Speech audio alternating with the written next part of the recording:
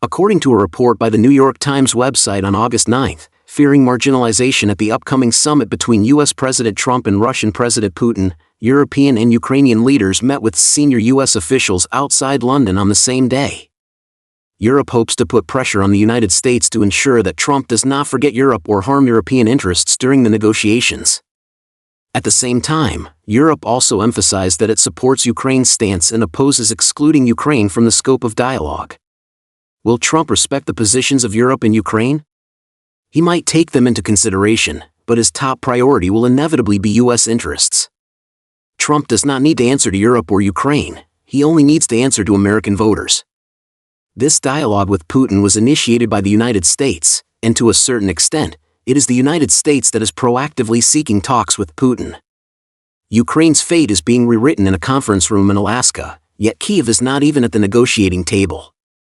Such an outcome is unacceptable to Ukraine, and Zelensky has expressed similar views on multiple occasions. Similarly, regarding the Ukraine issue, Europe is also deeply dissatisfied with being excluded from the negotiations. Europe believes that it has made the greatest efforts and paid the heaviest price in the Russia-Ukraine conflict. Moreover, the issue of a ceasefire in Ukraine is directly related to European interests, and Europe should be given the opportunity to participate in negotiations. On August 9 local time, Western leaders from Britain, France, Germany, Italy, and other countries signed a joint statement, stating that relevant European countries will continue to provide substantial military and financial support to Ukraine through a voluntary alliance. There can be no decision on Ukraine's path to peace without Ukraine's participation, and meaningful negotiations can only take place on the premise of a ceasefire or a reduction in hostilities. The New York Times reports that Trump views Europe as untrustworthy, which has deepened rifts within NATO. It is clear that Europe is also very dissatisfied with its current ignored situation, but apart from complaining, it seems to have no better way. They simply dare not substantially challenge the United States. Europe's formation of a united front is also to put pressure on Trump, so that the United States will respect Europe and listen to its voice. On August 9, at Britain's Chevening estate, U.S. Vice President Vance, British Foreign Secretary Rami, and Ukrainian and multiple European officials held a secret meeting. The core demand was that Trump must ensure Europe's participation in the negotiation process. The peace plan proposed by Europe includes 3 non-negotiable red lines: a ceasefire must precede negotiations on territorial changes, Ukraine will not hand over territories not actually occupied by Russia to Russia, any agreement must include ironclad security guarantees, and Ukraine's future cannot proceed without the participation of Ukrainians.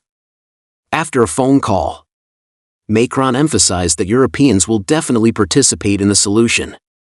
However, Europe's united front cannot hide its rifts. While Germany and France strongly support Ukraine, Hungarian Prime Minister Orbán advocates following the U.S. example and negotiating directly with Russia, and Poland and other countries insist on supporting Ukraine's accession to NATO. It is said that Europe's united front is not solid, which is exactly the situation the United States wants to see. Russia's National Capital News reports that against the backdrop of various negotiations and discussions about the impending end of the Russia-Ukraine conflict, the Russian military continues to strengthen its military capabilities in preparation for a larger-scale offensive. According to internal sources, the Russian president has ordered the immediate liberation of the Kherson and Zaporizhia regions. The Russian military's offensive is so fierce that Ukraine has basically lost its ability to resist. At this point, it is the United States that is getting anxious.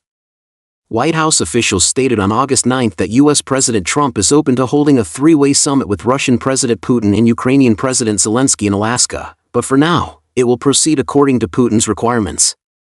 The White House's intention is clear: all matters regarding the dialogue will be based on the conditions proposed by Russia, while the conditions put forward by Europe and Ukraine will be addressed later. The Trump team believes that reaching an agreement at this moment can not only fulfill his campaign promise of ending the war but also prevent himself from getting mired in it and affecting the implementation of other strategies. Although about 70% of Ukrainian people hope for a ceasefire, the vast majority oppose exchanging sovereignty for peace. This gap between the nominal stance and reality has pushed Zelensky to the brink of an abyss. Zelensky dares not easily agree to the plan of exchanging territory for peace, but the reality is that he has no other choices. History has left a cruel lesson for Ukraine, In 1940, Finland ceded Karelia to survive after the Winter War. In 2008, Georgia lost South Ossetia in exchange for a ceasefire. Now, ceding territory for peace has become the only feasible way for Ukraine to escape. Losing the Black Sea coast will reduce Ukraine to a landlocked country, and the fall of the industrial hub of Donbass will destroy its economic foundation. Ukraine really has no better options, only worse ones. A tragedy is already hard to avoid.